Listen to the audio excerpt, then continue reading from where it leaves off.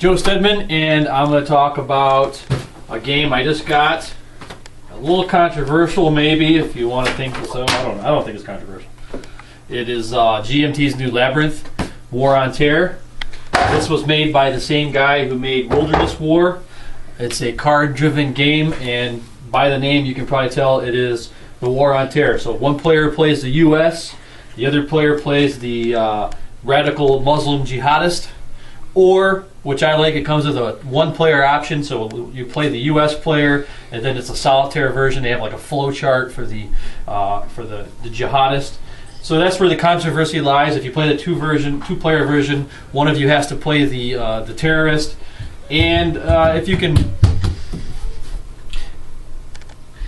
can not worry about that, just keep it the perspective of it as it's just a game. She found her stuffed animal. Get it! Molly, go lay down. Okay. Lots of distractions in this house. So as long as you can just keep the perspective of it, it's just a game. This is modern history. It's not that big of a deal. My wife and I played it. I didn't have a problem. I played the Muslim, the radical Muslim player. It didn't bother me. I thought it was kind of fun. And I've been in the military. My wife's in the military. So it's just a game. It's just history. So anyway, it's card driven. So you're going to play cards on your turn. It's typical where there's U.S. related events, terrorist related events, and if you play an event for the other player, that event's going to get triggered, but you still get to do your operations or whatever. And there's multiple options that you can do. The board's the world with all the hot spots in the Middle East, and the U.S. player is trying to influence the people politically by making them either neutral or ally, and then bringing up the status of if they're a good ally or poor ally. And there's a way to win. The terrorist, he is trying to do the same thing. He's trying to spread Islamic rule through the Middle East. And there's automatic victory conditions, and there's the full game victory conditions, and all of this is all laid out in the rules and on the board. The game comes with a hard-mounted board, which is really nice. None of the paper stuff anymore. I really like it. Good quality cards, dice, cardboard counters, a chocolate lab,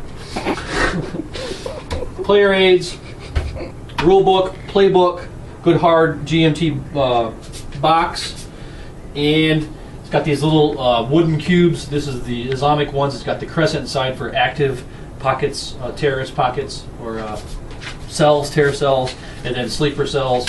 If you flip it over, then it's got the U.S. troops, which is just the kind of sand-colored troop blocks.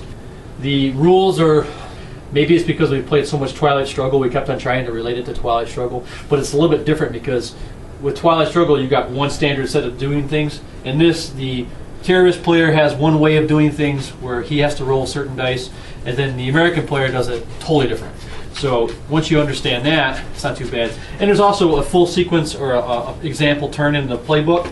I would highly recommend that you set up the board and do that, because we didn't do that. We thought we were smart enough just to set it up and play, and halfway through, an hour or so in, we realized we're dumb, and so we took it all apart and started over again using the example play. And then it wasn't too bad.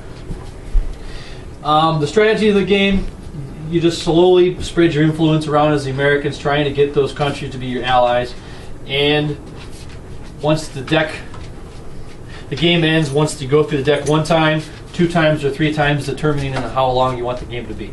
There's auto victory conditions, like if the one auto victory condition is kind of scary.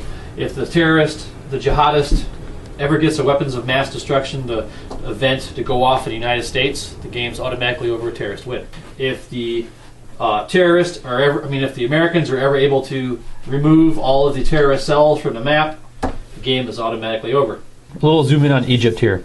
It kind of shows you first off where they line up with the U.S. Either their adversary, their neutral, or their ally. And then once they're, if they're an adversary, each of the 3 things at different levels. You can be Islamic rule, which is totally bad guy, I guess on your point of view. Then there's poor. For neutral, you can be poor, you can be fair, and then you can be good. But good's really only going to come into play when you're an ally. If you get to when you do your as the American player, as you spend your ops points, your ops points, which are on the cards here. Let's just say, let's look at Jordan here. Let's say that Jordan was a poor, neutral country, and the U.S. wanted to have an impact on them. So Jordan's got a value of 1 for resources, so I have to play a U.S. 1-op, which is right here. I'll play this, and this gives me a chance to roll on the table to try to influence them politically. If I'm successful, I shift it over to an ally. It's still a poor ally, but it's an ally. And then on future turns, I can then move it from a poor ally to a fair ally, and then eventually to a good ally. And a good ally gives me victory points, and that's how I win the game. Terrorists kind of do the same thing, but terrorists do jihads. So let's say they started off like this. A terrorist could do a jihad, and they can move it down. They can move it down, where the terrorist's eventual goal is to make it under Islamic rule. Now there's also troops. So we look at like Iraq here, a good example. Iraq may have troops in it. It's not Islamic rule, but it's like really poor adversary. And then I'll start having cells in there. And then it comes to a battle of attrition, till eventually one person, the American player, is going to try to do a regime change. And if they're able to pull off a regime change, then we can move it out to an adversary, to a poor neutral. And then you can start that whole process again where you try to get them up. Over here you have the non-Muslim countries, and they only have a posture. They're either going to be hard or soft, meaning they have a hard line stance on terrorism or a soft line. Like, so France, for instance, would probably be soft. United States is going to be hard. You know, England might flip back and forth. There's other things on the board too which come into the game I'm not going to explain right now. And then you keep track of this down here. The U.S. Global War on Terror Relations. So the U.S. is going to be either hard or soft, and then the world is going to go back and forth based on the ratio of hard and soft countries in the world. And you always want this to be positive as the U.S. Otherwise, the U.S. is going to lose prestige. And the U.S. prestige influences how well they can do politics around the world. Up here in this corner, you see the U.S. troops. The more U.S. troops that get used, the less cards he's going to have. You know, it starts low intensity, then he's at war, then you're overstretched, and you're going to get less cards every turn. And this is where he deploys his troops from. Down here is the Jihadist Funding. Every turn he's going to lose funding because he's spending it, but through doing terror plots and different things, he can move his funding back up so he can do more things. And these are all terrorist cells, which the Jihadist player is going to try to move around the board and do bad things. This is a neat option, a thing for card-driven games I wish other games had. Anytime on your turn, you can play a 1-op or a 2-op and increase your reserves. Then on a subsequent card, you can play a 1 or a 2-op, then to have a 3-op. Because there's a lot of things in this game where you have to play a 3-op in order to do it, and you can just use this as a way to bank op points. I think Washington's War did that as well, the remake of We the People. Now, so that's that. Here's your terror plots. Most of your terror plots are 1, 2s, or 3s. There's a few weapons of mass destructions out there. These are the bad boys. And as a terrorist player, you do not start with these. You have to get them. And the only place to get those from are from Central Asia and from Russia. You have to basically send terrorists into those countries and steal them, or to win over the country. Oh, and Pakistan also. So once you get these into your possible plots, the U.S. player has to be nervous, because if I'm ever able, as a terrorist, to put one of these terror plots in the United States, and the American player is not able to foil it on his turn, and it goes off, the game is over. And the U.S. can foil the plots by playing 3. There's tons of small rules, but that's basically it.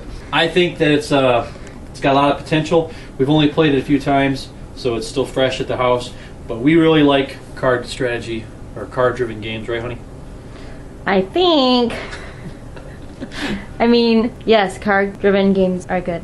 So we like card-driven games. So We the People, Washington's War, Cannibal, 1960, Twilight Struggle, of course, Wilderness War. We like the card-driven strategy. This fits right into that genre, and so I would recommend it. And as long as it's not too personal to you with this whole war on terror thing. My wife, she's in the Army, her brother's in the Army, I was in the Army, so we think it's a good game. So there you go. So Labyrinth by GMT.